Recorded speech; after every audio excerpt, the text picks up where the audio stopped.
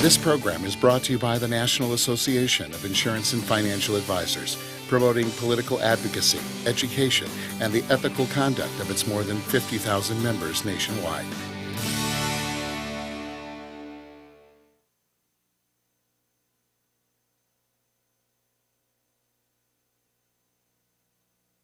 Hello, I'm Terry Headley, NAIFA President-elect.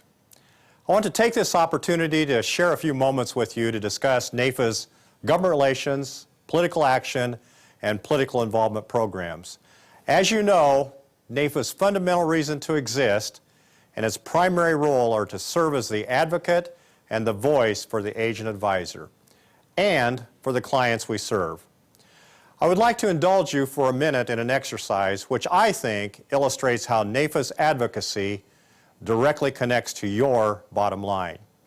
Please take out a pen and a sheet of paper and write down the initials of the 3 largest clients that you have ever secured in your career.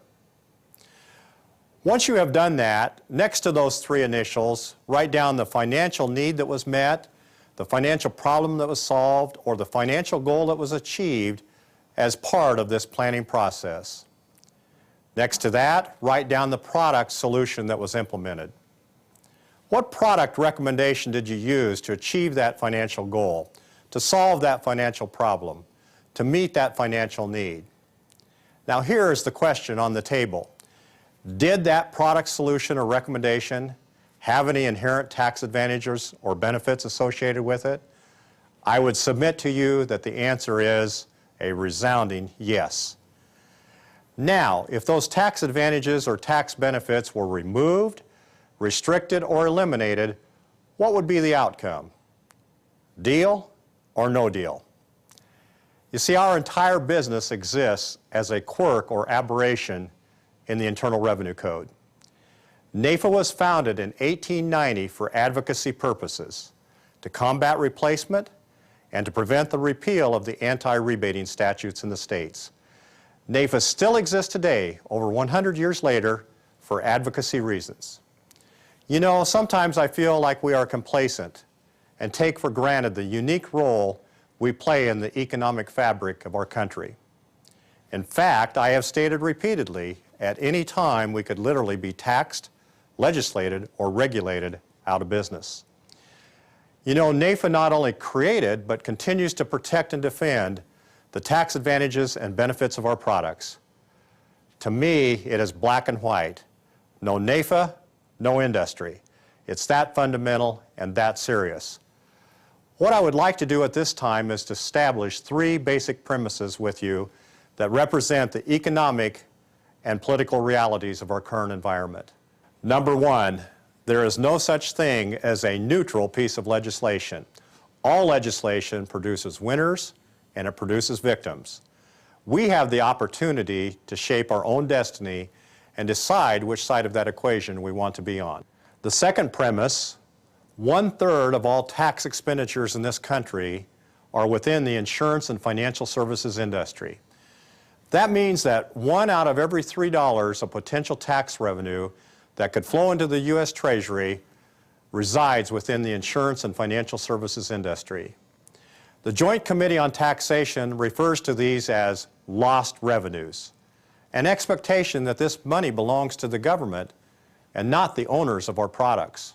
The number 1 tax expenditure in the country is the whole spectrum of qualified retirement plans: pensions, profit sharing, 401ks, simples, SEPs, IRAs, 403bs, etc.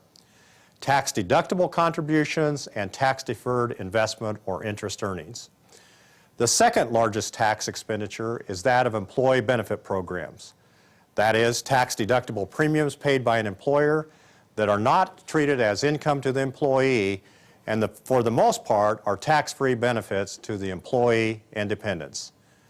The third largest tax expenditure, well, that's Section 101A of the Internal Revenue Code. That is the tax-free status of life insurance death proceeds paid to a named beneficiary. Number 4 tax expenditure, the tax-deferred inside buildup. The tax-deferred accumulations within permanent cash value life insurance and annuity accumulation products. The fifth tax expenditure is a little bit more removed. but still is within our industry for those of you who are engaged in general securities or offer mutual funds to your clients. And that is the preferential tax treatment of long-term capital gains, which are currently taxed like qualified dividends at a maximum tax rate of 15%. So there you have it, the top 5 tax expenditures that are in this country with the exception of mortgage loan interest, which is a sacred cow that will probably never be touched by Congress. Now at this point, I want to shine the light on a couple of issues that I think you need to be aware of. The first is what we call the 3 thin threads of our core product, life insurance. The ability under Section 101A to have the death proceeds received tax-free by a beneficiary or a trust. That is being threatened at this very point in time. The second thin thread is that of the tax-deferred accumulation inside of a permanent life insurance policy. On no less than 14 occasions in the past, Congress has attempted to tax the inside buildup only to have it defeated thanks to NAIFA's involvement and intervention. Can you imagine your clients receiving an IRS Form 1099 each year for the incremental increase in the cash values of their life insurance or annuity products? The third thin thread is the ability to remove the proceeds from the estate of the decedent with proper estate planning techniques, such as third-party ownership or the ownership of life insurance by an irrevocable insurance trust. Again, at any time, any one of these threads could snap and basically decimate or destroy the life insurance product as we know it. One of the commitments that was made during the campaign process was that Congress would reinstate the PayGo rules, the pay-as-you-go system. PayGo very simply means that if you have a spending increase in one area, you have to find spending cuts in another area. On the tax side, if you have tax reduction in one area, you have to find a tax increase or find additional revenue to pay for that tax cut to make everything neutral in an effort to make sure that the budget becomes balanced over time. These PayGo rules pose a severe challenge and threat to our business. I mentioned earlier that we exist because of a quirk in the Internal Revenue Code. And one of the things being looked at under the PayGo rules is potential revenue raisers. Because our industry represents 1 out of every $3 of potential tax revenue that could flow into the U.S. Treasury. For example, we may see such proposals that would start to limit or restrict or cap the amount of life insurance death proceeds under Section 101A that could be received tax-free by a beneficiary or trust. Let me repeat that. For example, we may see such proposals that would start to limit or restrict or cap the amount of life insurance death proceeds under Section 101A that could be received tax-free by a beneficiary or trust.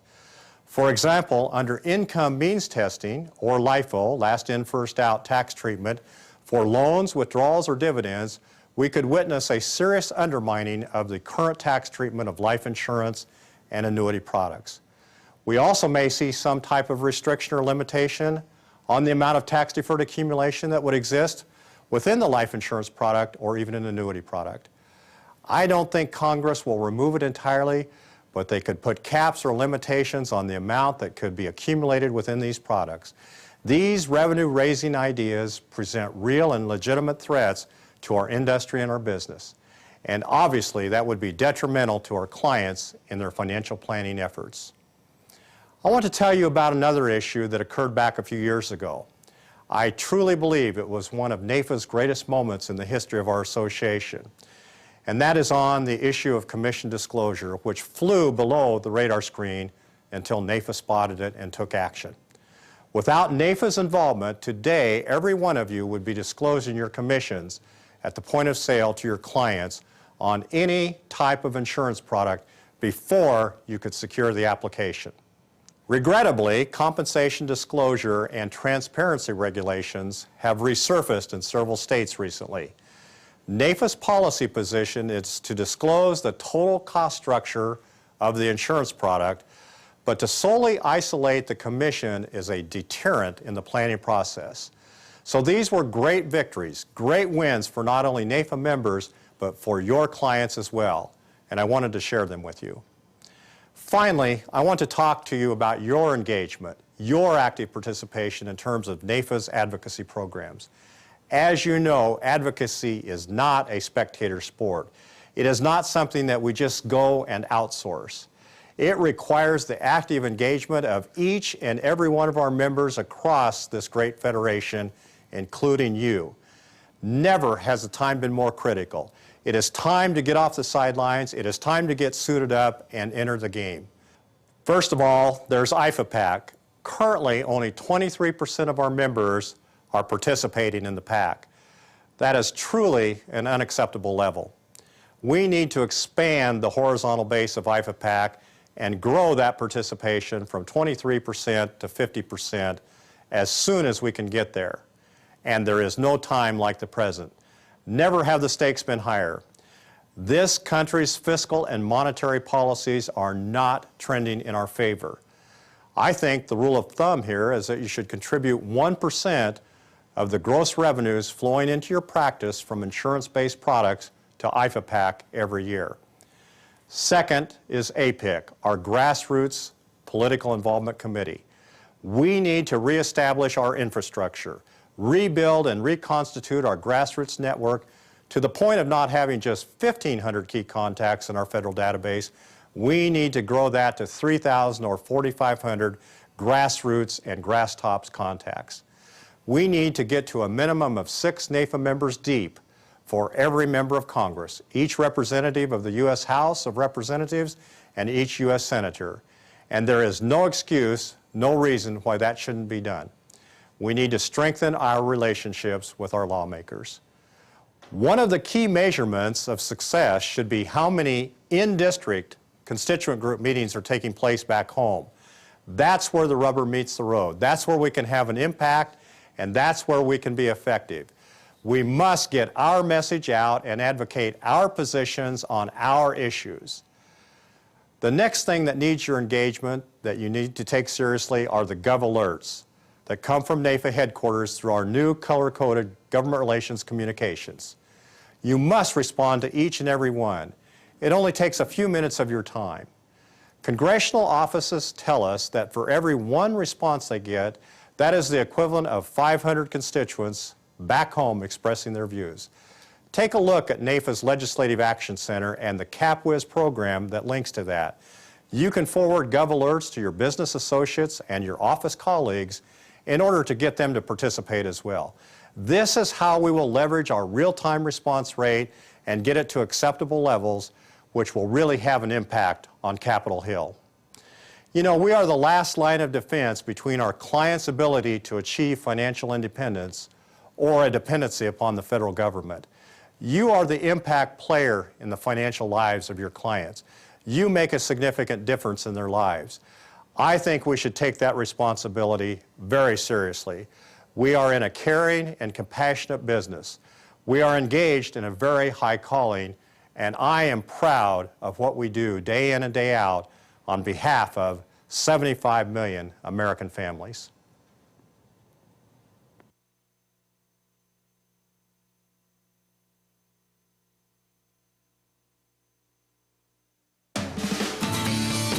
Thank you for participating in this program. For more information regarding products, programs, services, and other NAIFA member benefits, visit www.naifa.org.